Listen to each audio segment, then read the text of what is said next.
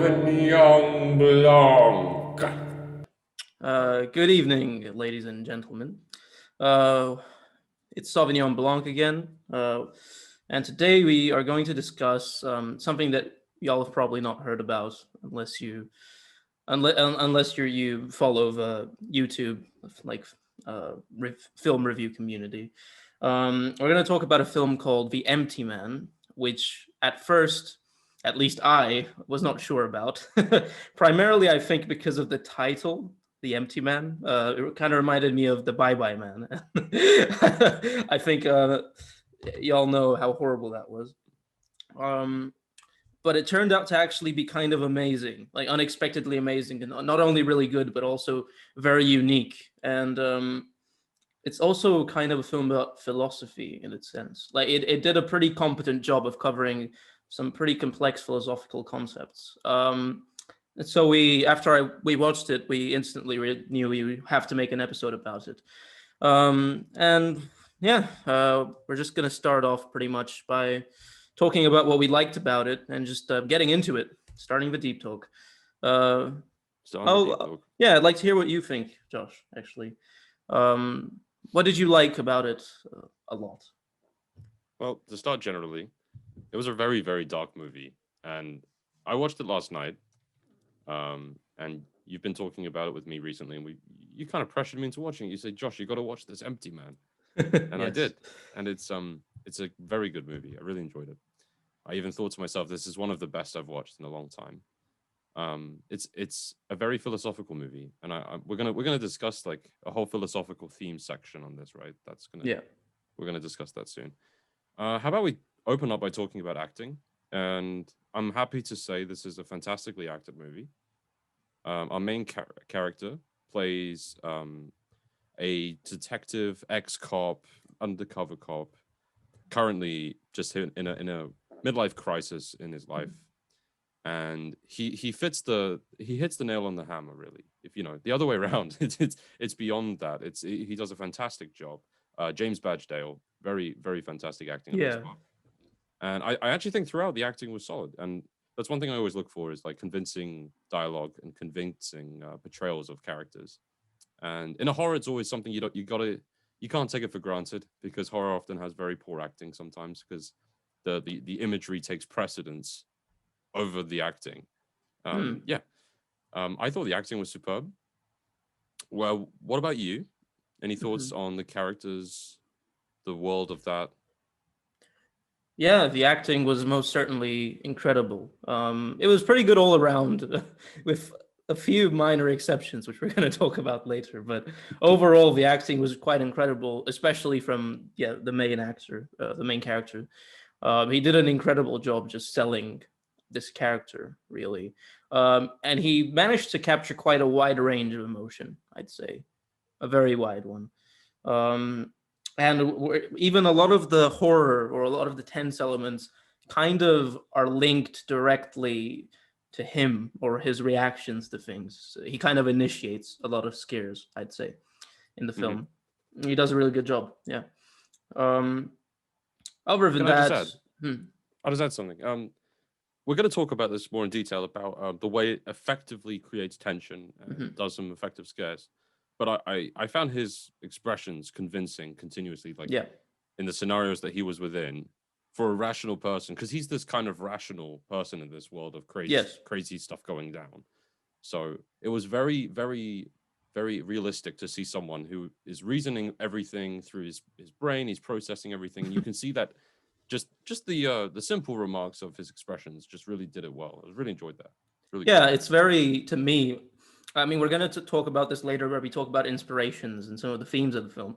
But to me, it felt very Wicker Man in that you're stuck in an area full of really bizarre, irrational people.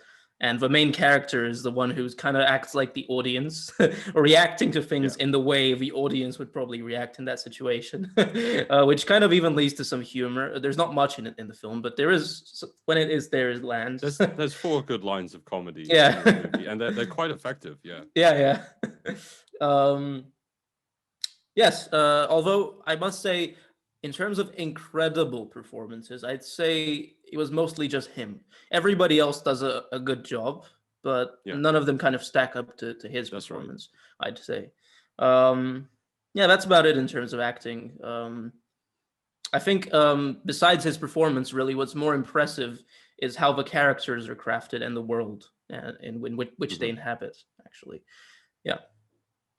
I'm just thinking, before we go any further, should we give her a slight rundown of the movie's plot and story, for the premise of anyone who may consider watching the movie, etc., etc.? I don't really want to spoil it, is the thing. I feel like this That's is a the film thing. you should go into knowing as little as possible, really. Can we provide an overview that's spoiler free, just to give a generalization of the movie? What do you think? I mean, we're gonna have to talk about the themes in spoiler. We're kind of going to go into spoiler. We're gonna territory spoil naturally. anyway, so we might as well do it, I guess. So I guess Yeah. that's a spoiler warning. And Mhm. Yeah. eventually, we'll keep it as, let's say, spoilers will be extremely minimal if we can do that consistently, I hope. No. Spoiler warning. Okay, go Yeah, away okay. and come back later. I guess after you watch The it. thing is, it's a movie that you can't really discuss much about without, thinking about some spoilers. Yeah. It's just, that's the way it is. Yeah. So let's talk about the plot just briefly. So Yes. to break it down, it is essentially a one character driven story, right? It's all about this main central character who's going through this. I would say it's like a classic folk tale about a thing that if you do, for example, like the Bloody Mary ritual, that you'd speak to the mirror. Yeah. It's based off these kids' dreams almost, and it's kind of brought into actuality on a scale that is not really trying to convince you it exists. It's more like this philosophical discussion underneath it. But in terms of plot, this main character is trying to find, I guess it's his ex, not really his ex, but he was in a relationship with this lady, and it's her daughter who went missing. And he's trying to see if he can find her and uncover the pieces to where she went by speaking to her friends. And you kind of see the consequences of this Bloody Mary-like ritual that they did as the film progresses. And then he eventually, this is where the spoilers really come in, but he basically becomes the face of this cult that really started this whole thing. And he was actually born intentionally by these people to take the lead of it. But yeah, that's where this film, I think it's so well crafted on more than one level, like vertically stacked with layers of meaning and not visual. Like there's visual imagery which is tied together nicely, but also conceptual ones, and then the wider ones that involve other products, like other films and inspirations. But I find it really cool that basically, as Josh just said, the main character is what they call a tulpa, which is a being thought into existence. He's just somebody thought about him enough, and then he formed into existence, which is ridiculous. But if the film does kind of make you buy this whole thing, I think because of the heavy subject matter. But the way they planned everything makes so much sense because they give him this backstory where he was an undercover cop, which then obviously makes it very easy to initiate his search for the cult, so that he gets inducted into it. There's really clever the way the backstories were set, and the film does this a lot, where it doesn't tell you information; it shows you information about the characters, which allows you to have a better conceptualization of them. Like towards the beginning, it just shows like a snapshot of the main character's life. He doesn't have a great job. He works at a self-defense store where he sells pepper sprays to women, pretty much. I thought that was a great scene, though. Great scene, yeah. Yeah. There's like these little moments where you just get a little slight idea into the character, and before there's any exposition, he sells this woman over the counter a pepper spray that he believes is cheaper and better.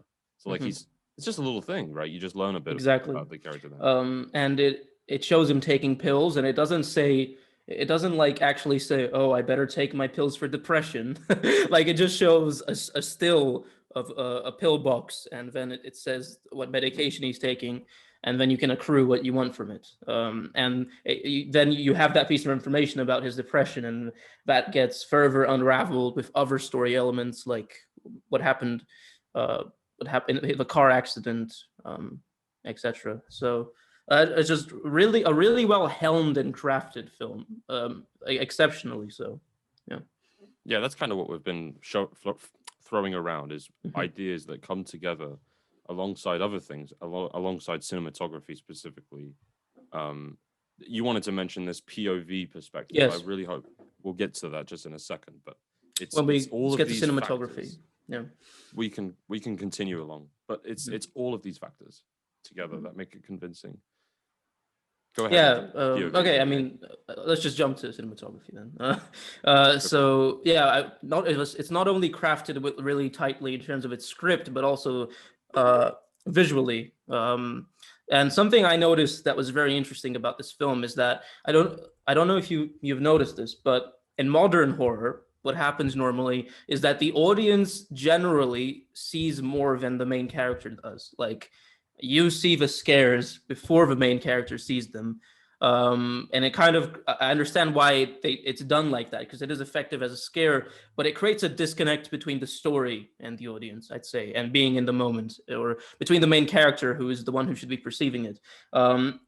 Back a while back, when there were films like The Exorcist, it was the opposite. The main character would react to things first, and then you'd be shown the horror elements. And this film does that consistently, which is such a breath of fresh air, even though it's such a small thing. There's a lot of moments where James reacts to disturbing things he sees before we get to see what it is, which actually kind of makes it even more terrifying for me, and even adds to just adds emotional development to the character. Like, there's a scene where he descends into the bridge, and you see his reaction before you see that it's the kids. They've been hung there on meat hooks. And I just thought that was really interesting and effective. Yeah, you see him looking forward alongside this under passageway of this big overarching bridge structure, and you see his flashlight echoing in the distance. Then you see him thinking, all right, there's nothing there, and then you see his face turn, and then you obviously know what's coming. It's just computed in your brain, like, this is gonna be bad. Yeah. And then, but you see his reaction just looking at you, and he's almost staring into the lens of the camera, and it's like, oh, it's haunting. It's very horrible. Haunting is the right word. Yeah. But it's effective, and it's nice to see it. Surely is. Yeah. Do you have any thoughts in terms of the cinematography? Anything further? Well, absolutely. Sorry. For one thing, I have to mention, there are some very interesting shots.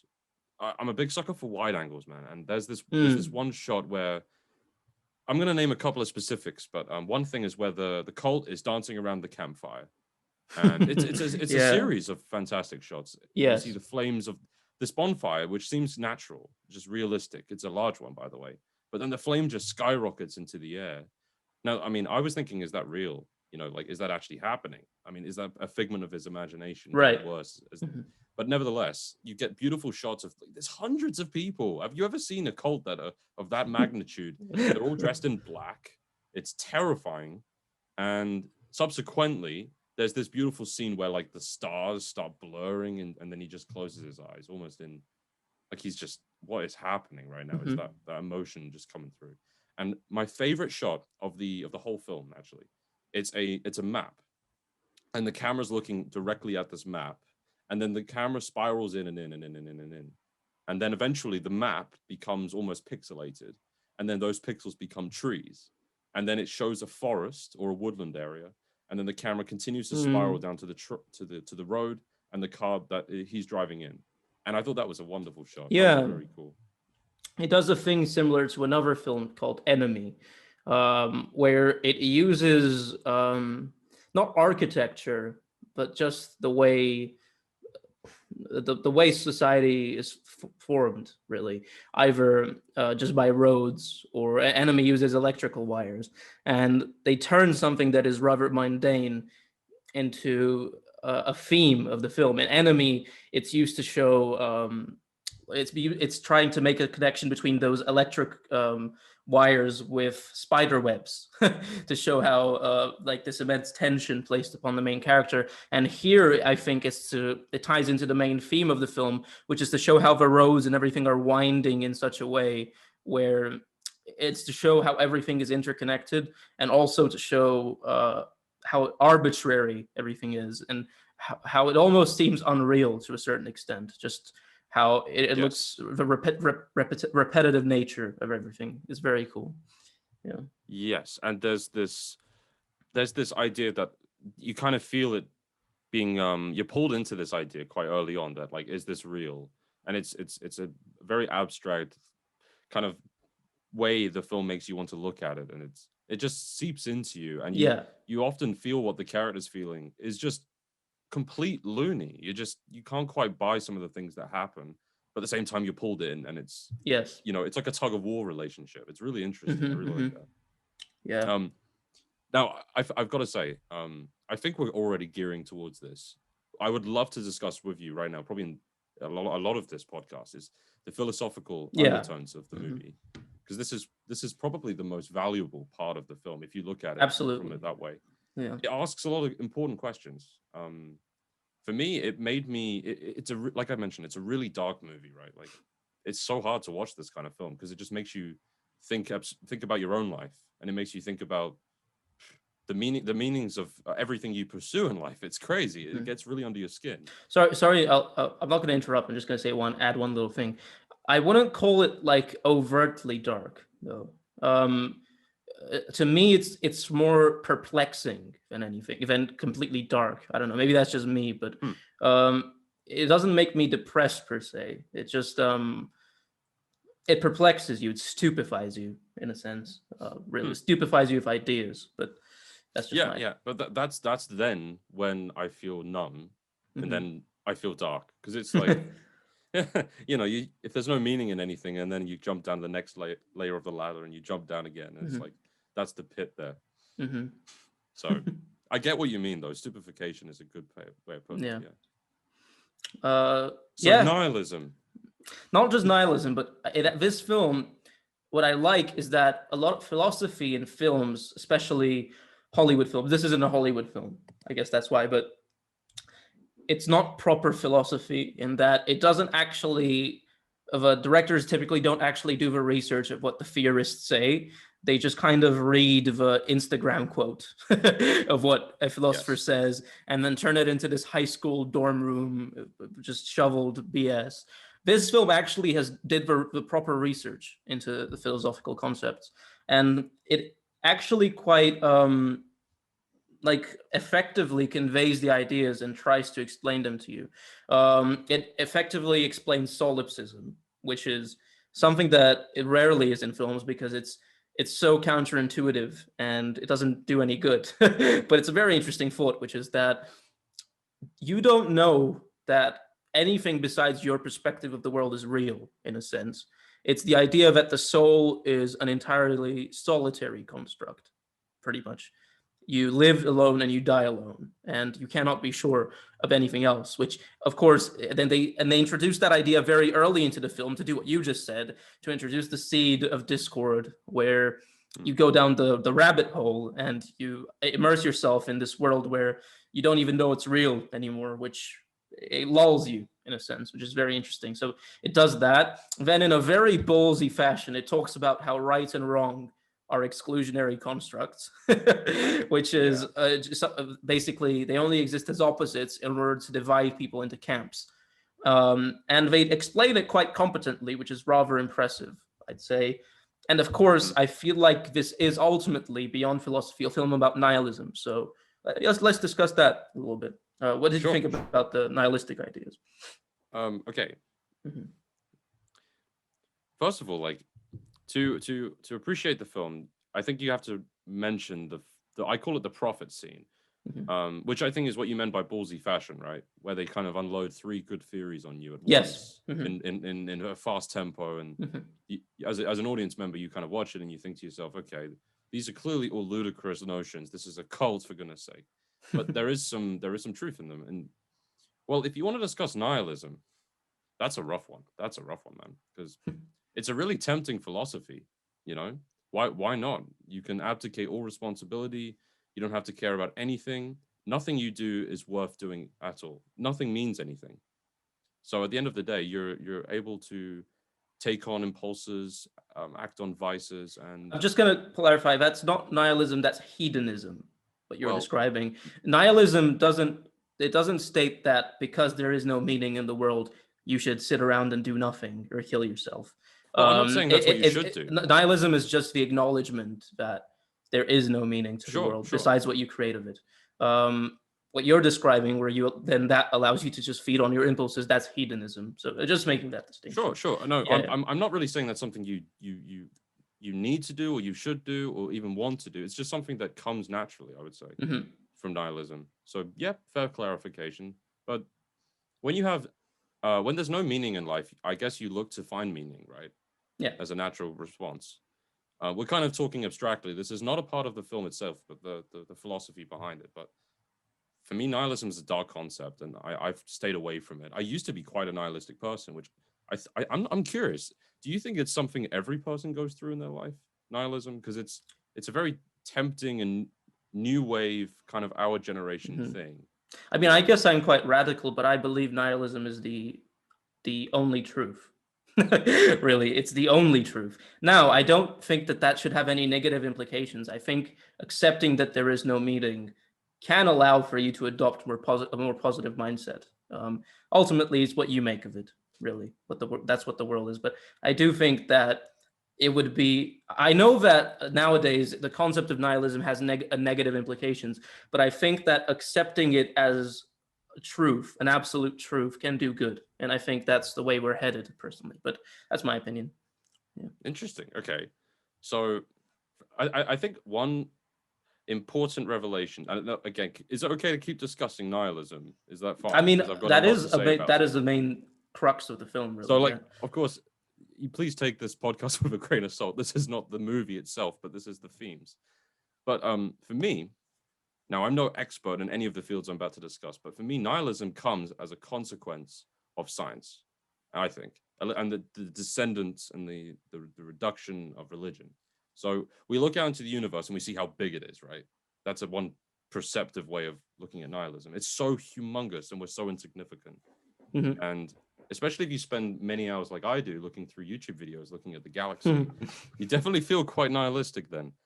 However, I take it on the inverse, and I think to myself, we're the only place in the Milky Way, perhaps within we are in the observable universe to an extent that we know of, but of course it's not guaranteed, but we're one of the only places where life exists, and that means something there. As of That's yet. the way I look at it. As of yet. Of course.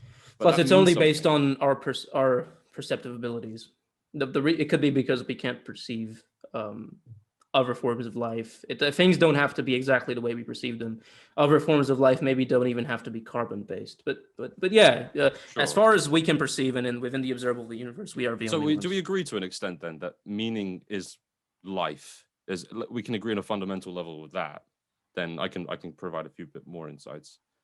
Yeah, life meaning is meaningful. Meaning is consciousness, or consciousness is meaning. Consciousness. Okay, so yeah. Conscious life. Sure. So then you take the Mars rover imagery that came back, where they just turned the rover around, took a picture of the Earth, and I thought that was the most stunning image. Like everything that's ever existed, ever will exist, at least for a long time, or has ever been discovered. Any famous philosopher, everything has always been on this one tiny dot, and that's the when you look at it like from that perspective, I think nihilism kind of crumbles, because how can you say it's not meaningful when it's the only thing? Well, no, it's meaningful to you. Nihilism, of course. Yeah. You know, it's subjective. But I'm asking you that question, I suppose. Like, you know, how does nihilism survive when you look at it from that perspective? Because, you know, it's hard for me. But nihilism's an awful idea, in my opinion. But it's beyond that, in my opinion, and it's not awful. But I guess that's just disagreement. I think, of course. But I'm glad we do disagree. It makes it interesting. Yeah. But I think maybe a lot of people, maybe yourself, you'll look at nihilism as the pinnacle point of atheism, the pinnacle point of non-believing. There's nothing religious in terms of my nihilistic beliefs, but could you tell me a bit more? Could we go into this? I mean, we've got a lot to discuss, but I'd love to know more. Tell me a bit more about what is your nihilistic belief that is so fundamental? I just think that if you're a rational person who lives in 2021, you are capable of rationalizing that there is no There is no greater meaning in things, and there isn't no meaning in you. The universe is a completely chaotic place where things kind of just happen. Our consciousness is probably some kind of insane accident, and here we are today, the adaptable fuckers we are, making do, and there's nothing wrong with that. And there's and all the meaning in the world can be found within yourself. You don't need to look for anything external. I don't think that's nihilistic. That's nihilism. I think the idea of it, nihilism is something negative, and it's the complete denial of consciousness or anything. That's not true. That's a misconception. That's more hedonism, like I said. But nihilism is more so a rejection of all religious and moral principles, and in the belief that life is meaningless. That's from the Oxford Dictionary. Yes. So like moral principles is in like serving yourself is a moral principle. Putting yourself and making your life better is a moral principle, I think. Sorry, my dog's barking in the background, but you know, I don't think you're entirely nihilistic. That's what I'm trying to say. But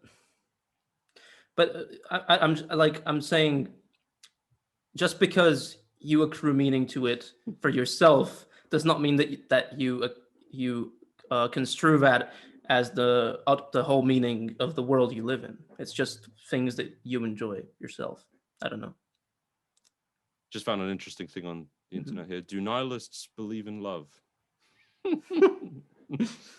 That's funny. Nihilism, one of the biggest themes in the movie. Yeah. Yes. It's a hard thing to. I don't personally like it though. It's a rough pill to swallow for me. You know. Sure. Anyways, I think we've talked about that enough. One more thing I'd love to talk about, because this is so true, and this is so annoying to me, but they talk about something which I thought was quite interesting, which is about the concept of repetition and gibberish. And all right, the way they phrased it in the script, so clever. They gave the example of Nietzsche's quote: "You stare into the abyss, and the abyss stares back at you." And they talked about how that's become this huge quote that everybody repeats constantly, and it's on a fridge somewhere, probably. It's on your Instagram feed, and by that repetition, it becomes inoffensive. It becomes gibberish, and they discuss what has more impact: the gibberish, the inoffensive gibberish that has been formed by that repetition, or the original notion, and how by repeating things in this way, we cut away the inherent threat and importance of these general ideas. And I thought that was really interesting, because I do find it very annoying when I see I don't know, it's just some high school philosopher repeat a quote without understanding what it is for the millionth time. But yeah, I thought that was really well done. I thought that was cool. Finally, a topic we can really agree on, because I think this is a really rudimentary issue right now. You know how like you mentioned one time ago, probably these philosophers would say these great statements. Like Nietzsche also said, "He who had a why can bear any how." Yeah. These statements are of great significance, and they're probably well articulated. It took hours and hours to think about. He tells his friend, and his friend's life has changed forever. Now you get people like, "That's a good quote. Let's stick that on social media." Yeah. See what people think of this. But you don't do it for yourself. You don't do it to think. You do it for other people to see you look like you're thinking. And it changes based on the place we are in society at the moment. Right. Nowadays in society, we are in a place of the desire to have moral superiority, and not only that, relativism, I would say, and also out of the desire for this really artificial positivity we have nowadays about getting your shit together and like everything, and doing yoga, and everything is happy. And I'm not saying it's bad to be positive. It's great to be positive, but like, it's artificial. Everything on Instagram nowadays is about showing how great your life is and how great everything is, despite the fact that probably things are not okay. And nowadays we just accrue, like, people amass like a bunch of arbitrary quotes and mash them together just to peddle this idea of artificial positivity, and all of the nuance is ripped from these quotes just to make way to this new Frankenstein's monster. I think actually the problem comes where people don't take things seriously. Yeah, And I don't mean this in a really senior, elderly, humanable way. Like just the concept of looking at things and thinking, like putting yourself in the shoes of of looking at this statement or idea and then just thinking about it. It's just not anything about that anymore. yeah. I guess that's what I'm saying. Plus, But it's we've also about a lack of attention span. This is Oh yeah. what happens with science nowadays. That's why Neil deGrasse Tyson. By the way, disclaimer: I think Neil deGrasse Tyson is great, and he's clearly a really intelligent person. But just the way his interaction with the audience that watches him is just it rips away all of the actual important parts about science and the nuance and the mind that is necessary to comprehend and come up with scientific concepts, and just accrues it to this really generic basic thing of, wow, space is so big and the universe is crazy. And they kind of commodify in a very American fashion. They commodify it where it's like McDonald's or like a sugar rush. Sure. Yeah. I can't say I agree. I mean, you got to separate the science from the entertainment, I would say. So sure. Like to each their own. If you want to watch that, yeah, I'm sure you'll agree, right? Like whatever, you can say it is a commodity, though. I agree with that. I was just going to take a moment to step back and say, what an interesting discussion we're having from this film. Isn't it amazing how films can do this? Just have Yeah. a couple of themes and then boom, you're talking about in depth about this and this. I love that. We should get back though, I think. Well, yeah. to probably the last topic about philosophy. Could you talk to me a bit about solipsism? Because Solipsism. I have no idea what this is about, and I'd love to learn. I mean, I have already mentioned it, haven't I? Just the idea that the soul is solitary. Yeah. The inability to confirm anything beyond your perception of the world, pretty much. Oh, you did mention it. Yeah. My bad. Very interesting concept. Distinct from nihilism. Distinct. It's different from nihilism for sure. I mean, first of all, it does accrue meaning to you as a person because it clarifies that that's the only truth to you, which is some kind of meaning, I guess. Do you believe in the soul? Just last thing I'm going to ask. No. You don't believe do you not believe consciousness is something benevolent and? I mean, it's definitely no. I don't think it's an entity or something like that. Not an entity. I think it's far more. Well, we already think it's complex, but I think it's far more confusing than we think it is. But I still ultimately think it's just a result of biological processes and chemical processes within the body, and the fact that we have it is just a huge miracle. Luck. Yeah. Well, it could also be seen as the opposite of a burden and one of the worst things because it makes you aware of death. I mean, to be honest, if you look at it as a snapshot, it has resulted in more horrible things than good things. Yeah, I guarantee. It's resulted in what it does pretty much is enhance all aspects of us as human beings. It enhances the positive aspects in terms of our capability to adapt and create things and share culture and interact with each other and communicate. It raises those a lot. I mean, we've built cities and amazing things and rockets, but it also enhances the worst aspects of us, which is the ability to, with complete scrutiny and without any thought, just completely destroy each other, destroy somebody's life, even for no real reason, because it's in our nature. Nuclear bombs, and it just there's a balance there, and depending on whether you're an optimist or a pessimist, you'll either see it as still it being a good thing overall or a negative one. But I think it's both. But it does provide a good counter argument against the religious types, doesn't it? To say consciousness is a benevolent, godly being in you or something. Yeah. Anyway, I thought we should move on to the next topic. What do you say? Should we talk about? By the way, this is not a sponsor. I'm just drinking. What are you drinking anyway? Sprite. Sprite. Oh, that's I've just got some water. Do you like my water bottle? I think I showed you. It's for. Like I said, it looks like you could use it as a weapon, which is always good in my book. Yes, it is actually quite an effective, especially if it's got water in it. It's a bit more. Yeah, hell yeah. Okay, so we wanted to talk a bit about the execution of bringing together the themes and the overall project. I'd like to hear what you think first, and I'll happily give some my thoughts if I've got some. Right.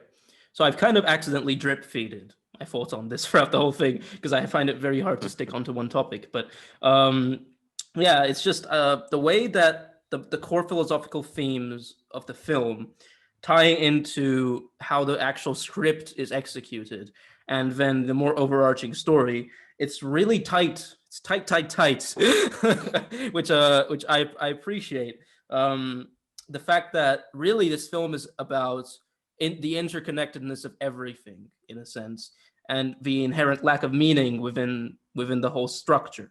And I feel like it's consciously achieved that by taking inspiration from a large variety of horror movies that have come before it and kind of splicing it all together in one. So inadvertently, as an audience, you can kind of tell that you've seen something like this somewhere before.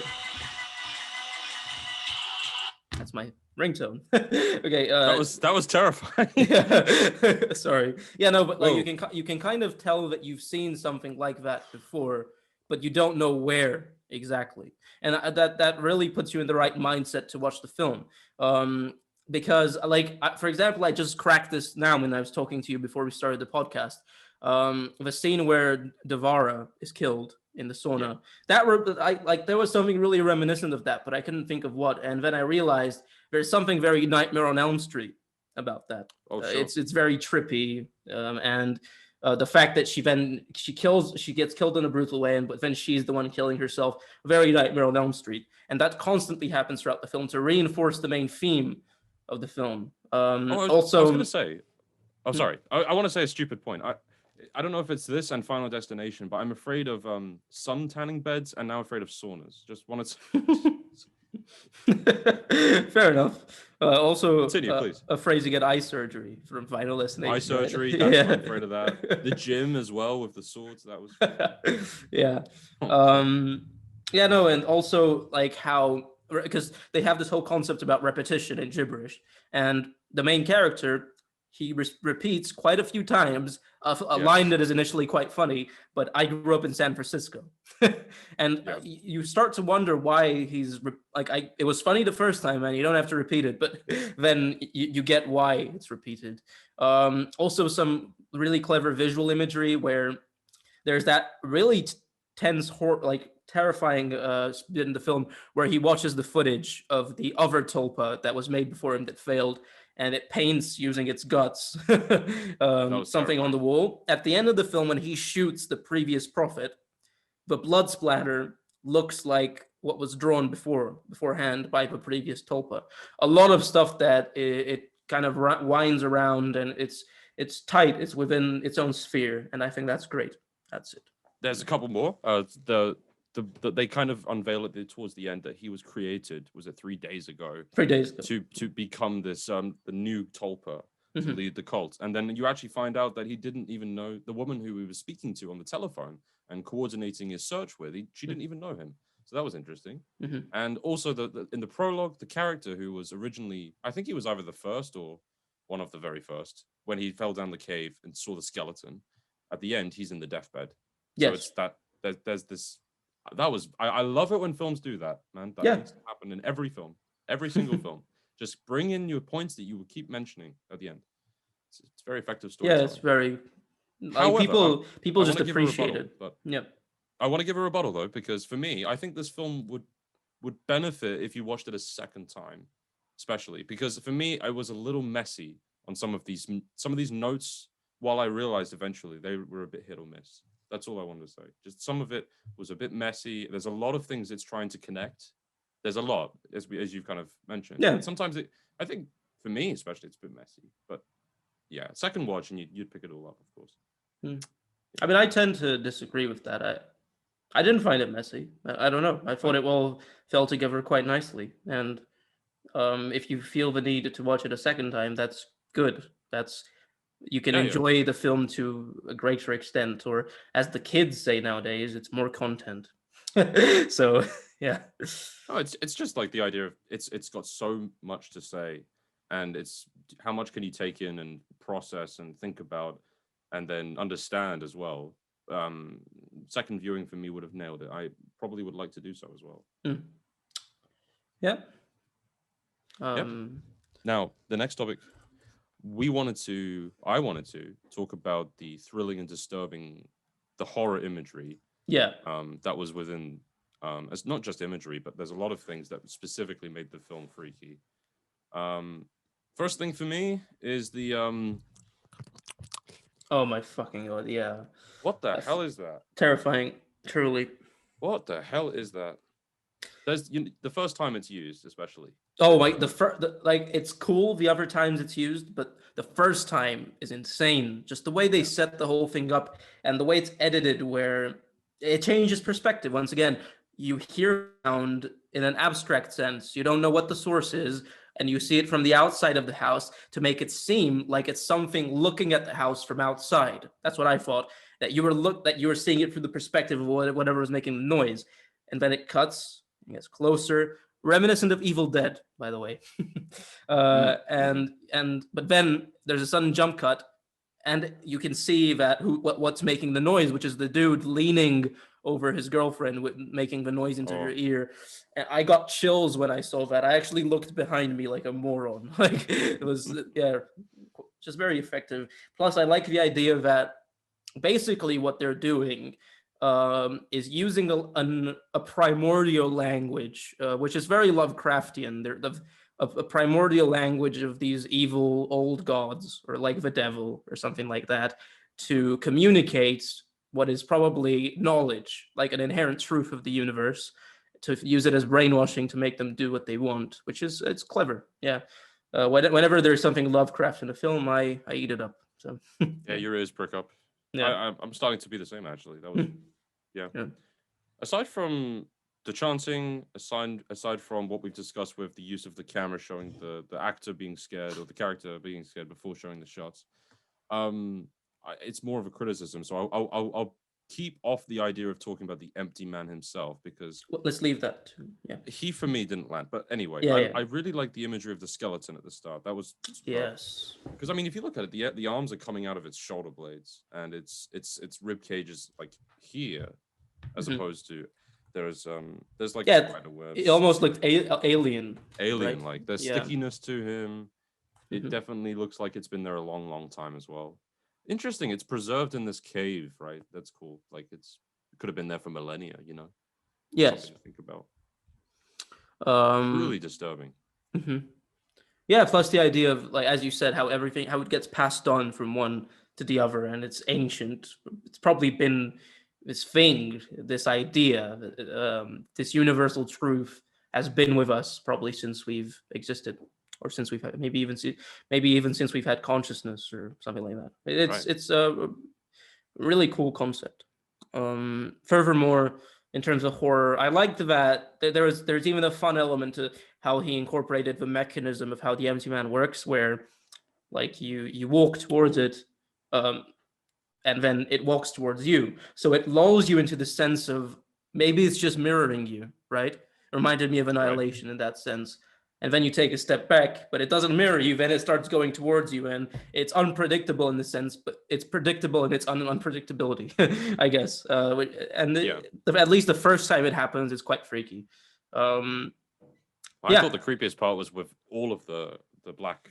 They're all in the black outfits, standing around the campfire, and that's when and then the lights go out. That was to me. That made me think of Jordan Peele's Us because of the doppelganger. There's a lot of movements of symmetry. Yeah. Also, the way you call the way you call out for the empty man with the bottles, very Candyman, right? You go and do this folk thing. You go into a room, you say Candyman into the mirror, and he appears. It's right. Yeah. The kids' folk tales are always got a little. There's always that question of whether it's true. Like, let's face it. You ask yourself this question when you're watching the film, like, would you do it? And I think the correct response is no, but not because I'm afraid, but because what's the point in even putting 0.01% of myself at risk? What's the point in a situation like this? You know, I mean, in real life, I would do it. Whatever. I wouldn't. I certainly wouldn't. What is the point apart from showcasing your testosterone? Like, what's the point?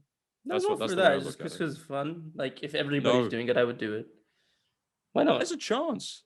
No, there isn't. There is 0%. But you're right. In terms of the theory of probabilities, there is a chance, I guess. But exactly. No, not one that is enough to take into consideration for me.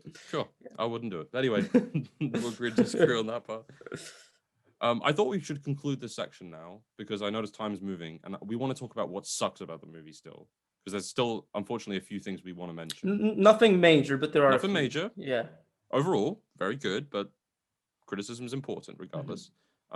Just a few things. You mentioned it blew away your expectations. I agree, by the way. For me, well, no, actually, my expectations were met because you were hyping it up.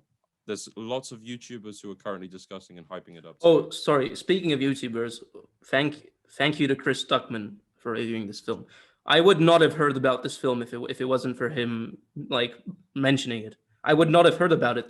There's no marketing thing going on with this film. It hasn't had a proper theater release. It's not on Blu-ray. It's not on streaming. I literally would not have heard about it without him, which is something else we're going to talk about later. But yeah. So should we move on now to what sucked Donkey Willies? Yeah, just one thing I'm gonna mention about you talked about how it blew away my expectations. Yeah, it actually also effectively subverts your expectations to a certain extent, because I went into this film expecting to watch some kind of interesting mashup between Annihilation and The Ritual. And when it starts out for the first 25 minutes, it seems like it's gonna be that. And I was fully expecting it to be an entire film which happens in this cabin in the woods, and weird things start happening. And then it all crashes down in 25 minutes, and the prologue is done, and they switch to a completely different story. I did not expect that at all, and that was really cool. Yeah, that's. I don't know if it has a A24 feel to it. Almost like Ari Aster could have been a part of this. To me, it's got that very symmetrical plot line that he likes to do, where he brings in the past into the present, and he likes to do this twisting, like Hereditary, where the ending comes clear of what all of this means. Right. It reminds me of an A24 production a little, and the cinematography screams it too. But True. Yeah. Okay. So what sucked Donkey Willies? Well, something that I'm sure we can agree on: the empty man in itself, the Probably entity. the most terrifying thing I've ever seen. Okay, April's Fool's, No, real I'm funny. kidding, I'm kidding. Yeah, but frankly, trash. It looks like a cloaked figure. Why? Not trash. In my opinion, trash. Truly disappointing. Okay, How yes, about don't trash. It's just generic, whatever. It's a Yes. cloaked figure. They could have made it not even really exist to again to reinforce the idea of the film, the nihilistic idea of the film, and maybe even keep you in suspense on the reality of everything. Or they could have made it really abstract. I don't know. I just think going with a cloaked figure is not the way. No, I agree with you. I thought your idea about having nothing there was a fantastic idea. Mhm. It would have made it much more freaky, and you could have used sound design to Yes. pick up the slack. So, agreed. Empty Man was a sad man. It was not so empty. That's true. Should have been more. And then I have one little gripe. I don't know if Josh agrees with me on this, but it's a very weird and nitpicky gripe. I didn't like the aspect ratio of the film. I don't know why they went with this aspect ratio. I feel like it would have benefited more from a more cinematic look. Including the black bars, pretty much. I don't like that they went the full frame, because it makes it feel like a TV show to me, or like a soap opera. I don't know. I just don't like that. I didn't like that look for this film in particular. I just would have liked it to change the aspect ratio to keep it in cinematic format. That's really nitpicky. I'm indifferent myself, but I get your, it kind of makes it feel like you're looking through a window almost with the bars. Right. Well. So, but yeah, I'm mostly indifferent, but you're welcome to think that. I can't see any issue with that. It's not like you're ruining the film if it was in or not. Yeah. It might make it slightly more interesting with some scenes. I don't know, but for me, one thing I really thought was disappointing was the death in the sauna, where I think her name was Devara. Devara. Where she died in a like we kind of highlighted the whole scene itself, but it just wasn't very convincing, and you know, the whole scissors in the head thing didn't really look very impactful. It didn't seem like she genuinely was well, killing herself. Actually, the wounding was very weak Yeah, as it well. was the wounding was bizarre. Looked a bit. Um, The makeup was a bit I bizarre. also don't get why they felt the need to just have it happen in a sauna, like just to get a naked Right. shot of the actress. Okay, I'm joking, but I don't know. I thought No. We tell the truth on the Sauvignon Blanc. We definitely believe to some extent that that was important for the decision. I'm sure. yeah. I'm sure. I You just know. didn't get it. But granted, like I said, it's probably like a reference to slasher flicks and Nightmare on Elm Street. Like that's Maybe why it it was is. done like that. Yeah. But you could have easily have done it like how The Shining did it, where was it The Shining with the bathroom scene? Yes. No, that's not the. Yeah, it With the is The Shining. yeah. Yeah, you could have just done it off cam, as far as I'm concerned. Yeah, true. Also not a big deal. It's a nitpick. Another thing is not many, but a few of the characters didn't land. Like especially there was the one where La Sombra jokes that he's like a Neil Cassidy. That Oh character, god. the kid, he acts like he's from. I don't I, know.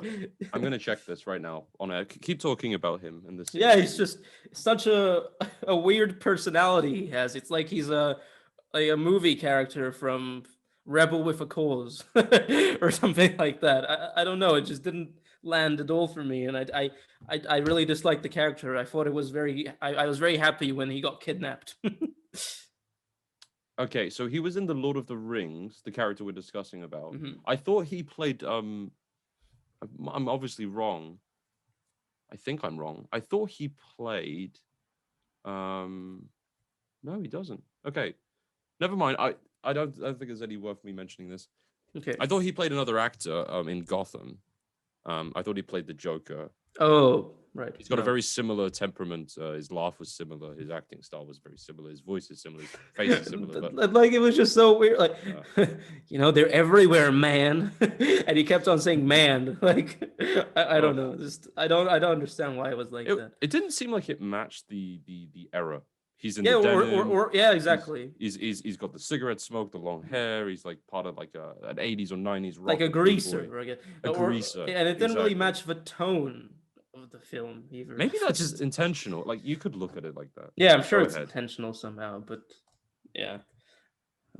So to conclude the podcast, we thought that we would discuss some films that are that clearly are inspirations for it. Some other movies that we believe have like similar themes. Maybe like if you haven't seen these movies and Mhm, you like The Empty Man, you should probably go check them out. mhm, And last but not least, we want to see more films like this. So mhm. Also, one more thing, just in terms of criticisms. I also think that it was a big mistake to name the film The Empty Man. Big mistake. That actually was part of the reason why I didn't watch it for a while, because The Empty Man is like the most generic, lame horror movie name. It's like calling like the Bye Bye Man, you know? mhm. And they should have just gone for another name. They could have called it Pontifex. That would have been a good name. I don't know. Or The Empty. That's not grammatically correct. I think But that's the idea, but yeah. anything, Empty. yeah, anything else, frankly. But yep. Okay. So inspirations for the film, we've touched on these, but to Mhm. recite them over again, it's Friday the 13th, Nightmare on Elm Street, clearly. I mentioned Us with Mhm. the symmetrical use of you get in the movie. Mhm. Candyman, The Exorcist. There's some found footage, so we thought Blair Witch was equivalent. And It follows. There's definitely some it it follows in there. Yeah. sure, for sure. Especially cinematography wise as well. Mhm. So cool. Yeah. And in terms of films you'd like to see that maybe you want something more like this and you can't find anything, we have some recommendations for you. Annihilation, great piece Love of that film. great piece of cosmic horror with one of the most mesmeric endings. Just Oh, just that music. yeah, Got just that go moderate go mark. watch it now, pretty much. um, Anything by Aaron Moorhead and Justin Benson, be it Resolution, The Endless, Synchronic. We've already mentioned Synchronic, but Spring, anything by Aaron Murhead and Justin Benson. Session 9, that's more of a psychological horror, but just the tone kind of reminded me of it. Just the humanist angle. Ex Machina, that's a little bit more of a weird one because that's more sci-fi, but it still has some. It shares some of those themes. The horror in that comes from AI, which is quite relevant nowadays, I'd say. And finally, I know this is scary, but you could read some Lovecraft because Lovecraft is like the father of cosmic horror. All of the stuff that you enjoy in these types of films, he came up with it in his short stories and in Call of Cthulhu. So yeah, The Call of Cthulhu, All the Mountains of Madness. Just came up on Google search. You should check. Yes, those are some of the big ones. Yeah. Okay. That's a nice little section. By the way, we'd love to hear any feedback on that. What we're going to try to do maybe going forward, any movie discussions we do, we'll recommend stuff that's similar and inspirations. I think that's something that could be done. Yeah. Thematically throughout. That's a really cool segment. Mm-hmm. And yeah, to conclude, I want more films like this. Psychological horror is my jam. And what do you want to say? Any final thoughts? Yeah, it's really sad that films like this don't get an audience. I don't know why. Maybe it's because the studios don't have the cojones to market them, like actually market them, because they don't want to mislead people into making it think it's like a generic horror movie, and maybe they don't have the courage to actually market it as what it is. Because I had not heard about this movie until I saw Chris's review. Also, maybe people they're not into bizarre movies of this sort, but I don't know. I think there is an audience for it out there, and like I hope that in the future we'll get more films like this, and that they'll find their audience and actually make money, so we can make more of them. Yeah, that's it. I think also to add, for us specifically, if we would love to have more people who enjoy these kinds of movies to interact with us, because we need some advice and some guidance and some feedback. And this is the kind of thing I think me and Pete love to talk about. Yeah. One leg of it. Let's call it a table. This is this one leg of that table. So hope to hear some thoughts and some feedback about this and any other movies as well. Yeah, Okay. for sure. I guess that concludes the podcast. So Yeah. how you doing, Pete? Good.